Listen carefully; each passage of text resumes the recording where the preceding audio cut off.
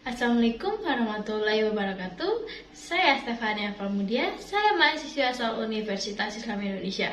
Di sini saya akan menjelaskan tentang biografi tokoh pendidikan Islam, yaitu tokoh Muhammad Iqbal. Muhammad Iqbal lahir di Syalkot pada tanggal 9 November tahun 1877.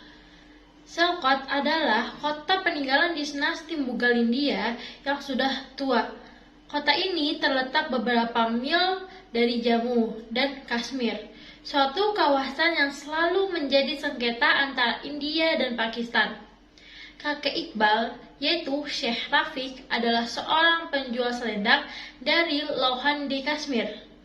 Penduduk Kashmir yang awalnya beragama Hindu kemudian telah menganut Islam. Sekarang, kurang lebih dari 500 tahun telah menganut Islam.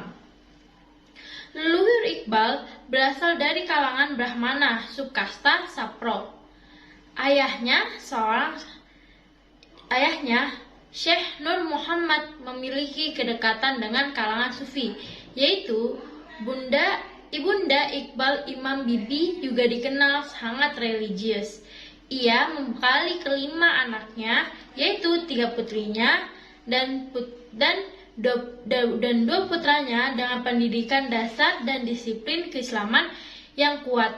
Nah, yang berikutnya saya di sini akan menjelaskan pendidikan tentang Muhammad Iqbal.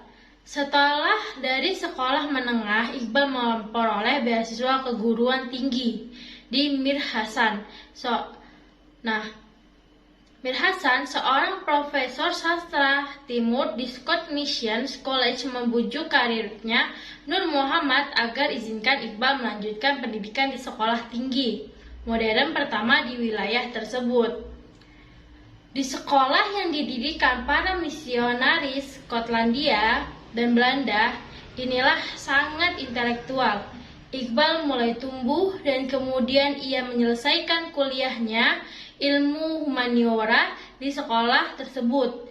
Nah, karena kematangannya dan didorong oleh kedua orang tuanya, ia melanjutkan kuliah di Government College, Lahore, salah satu lembaga terbaik di dunia. Iqbal menekuni sastra beserta filsafat Arab dan Inggris setelah ia lulus mendapatkan predikat terbaik melalui beasiswa yang diperolehnya. Iqbal kemudian melanjutkan kuliah magisternya di bidang filsafat.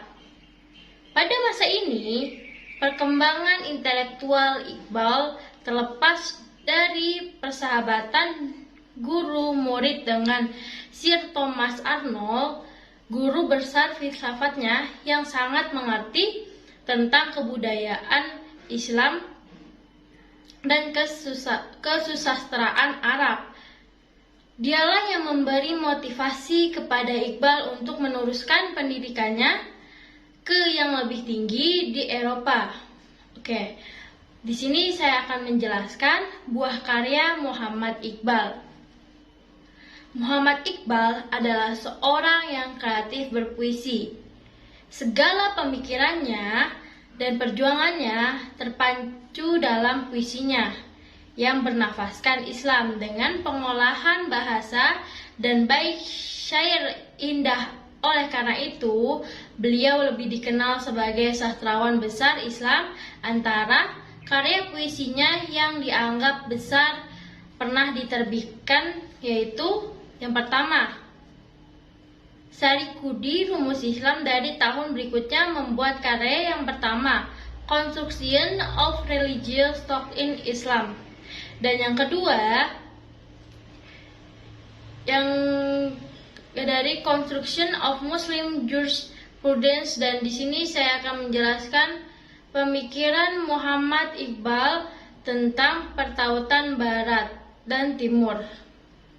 Iqbal merupakan penyair dan filsuf Timur, telah mengukir hidupnya demikian rupa.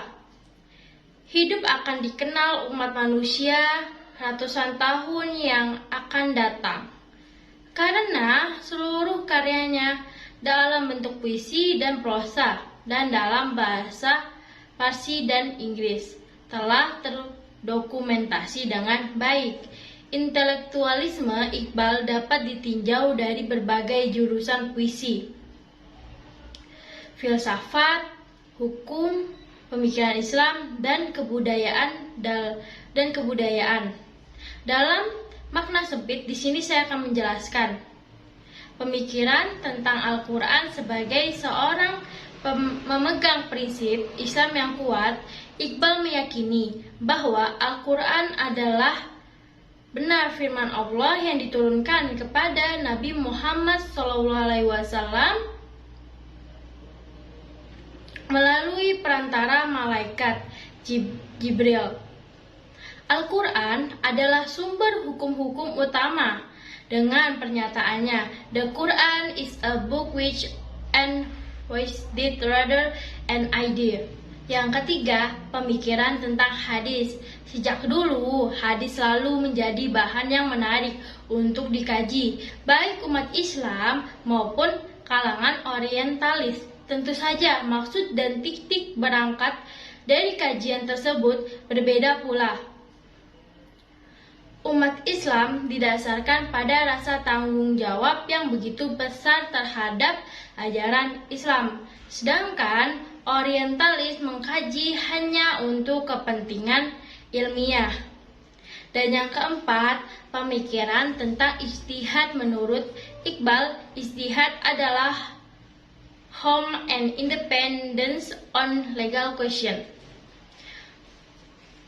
Bersungguh-sungguh dalam berbentuk suatu keputusan yang bebas untuk menjawab permasalahan hukum. Kalau dipandang baik, hadis maupun Al-Quran memang ada rekomendasi tentang istilah tersebut. Di samping ijtihad pribadi, hukum Islam juga memberi rekomendasi keberlakuan ijtihad kolektif.